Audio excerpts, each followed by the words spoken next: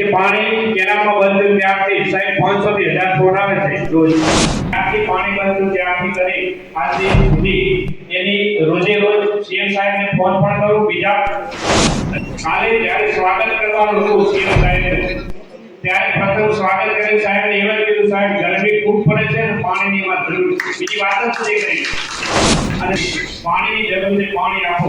સાહેબે આપણને આશ્વાસન આપ્યું છે અને ટૂંક સમયમાં આશ્વાસન થકી પાણી પણ આપણને મળે છે.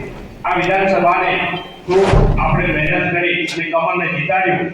અને હું તમારા માટે હું ખેડૂતનો દીકરો છું અને પાણીની સમસ્યા સમજુ છું, એટલે પાણી માટે જ્યાં રજૂઆત કરવી પડી તરફ કરી અને આપણને જલ્દી પાણી મળે રહે એના માટે પૂરેપૂરી કોશિશ કરીશ.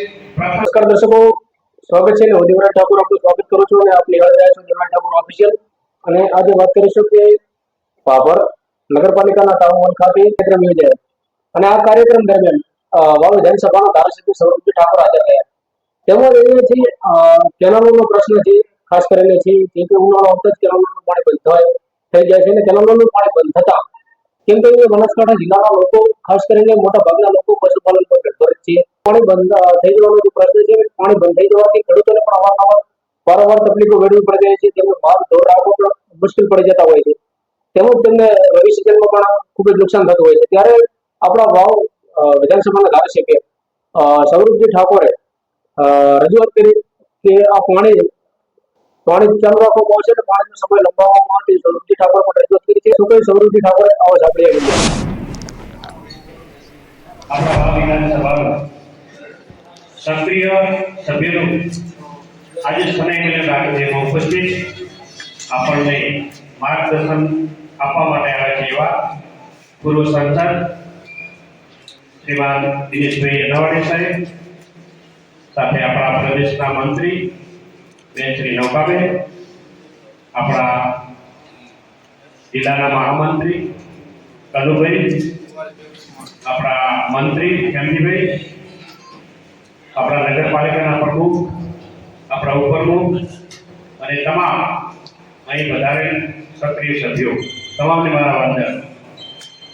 આમ તો અવારનવાર આપણે બધાને મળવાનું થાય છે અને જ્યારે થાય ત્યારે પ્રથમ જ હું તમારા બધાનો આભાર માનું છું. પણ મને એવો અંદરથી આભાસ અને ઉત્સાહ થાય છે કે જ્યારે મળવાનું થાય ત્યારે તમારો આભાર મારે માનવો પડે છે. કારણ કે આ વિસ્તારની અંદર આપણે ખૂબ જ કામગીરી કરી અને સક્રિય સભ્ય તમે બધાએ બનાવ્યા અને આ વિધાનસભાને ખૂબ આપણે મહેનત કરી અને કમલને જીતાડ્યું. અને અવિરત આપણો આ વિધાનસભાનો વિકાસ થઈ રહ્યો છે, એના માટે વારંવાર તમારો મારે આભાર માનવો પડે. હું એક પ્રતિક છું, પણ તમે બધાએ મહેનત કરી, આપણા બધાએ મહેનત કરી અને આ વિધાનસભાનું કમળ આપણે જીતાડ્યું છે. એના માટે જ્યારે આપણે મળીએ કનુભાઈ સાહેબ, ત્યારે મારું મન એવું થાય કે મારે આભાર માનવો જ છે. એટલે વારંવાર એ માટે આભાર માનું છું. અને આજે જે આપણે કામ કરી છે, આમ તો આપણા દિનેશભાઈ અનાવાડા સાહેબ આપણને બધું માર્ગદર્શન આપવાના જ છે, પણ આપણો છેલ્લો જે કનુભાઈ સાહેબે વાત કરી એમ કે પાણી કેનાલમાં બંધ થયું ત્યારથી સાહેબ 500 થી 1000 ફૂટ આવે છે રોજ.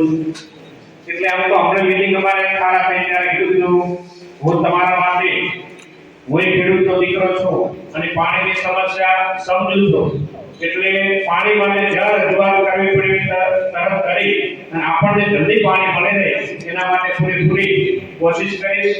પ્રથમ કાલે આમ તો સીએમ સાહેબ પહેલા જ રજૂઆત કરી હતી, વચમાં પણ 15 દિવસ પાણી પણ ત્યારે આપ્યું, પણ પછી ફરીથી આપણે જરૂરિયાત પાણીની ઊભી થઈ તો ત્યારથી પાણી બંધ થયું ત્યારથી કરી આજ દિન સુધી એની રોજે રોજ સીએમ સાહેબને ફોન પણ કરું, બીજા અધિકારીઓને ફોન કરવો પડે એમને પણ કરું છું. કાલે જ્યારે સ્વાગત કરવાનું હતું સીએમ સાહેબનું, ત્યારે પ્રથમ સ્વાગત કરી સાહેબને એવું કીધું, સાહેબ ગરમી ખૂબ પડે છે અને પાણીની માં જરૂર છે, બીજી વાત જ નહીં કરી.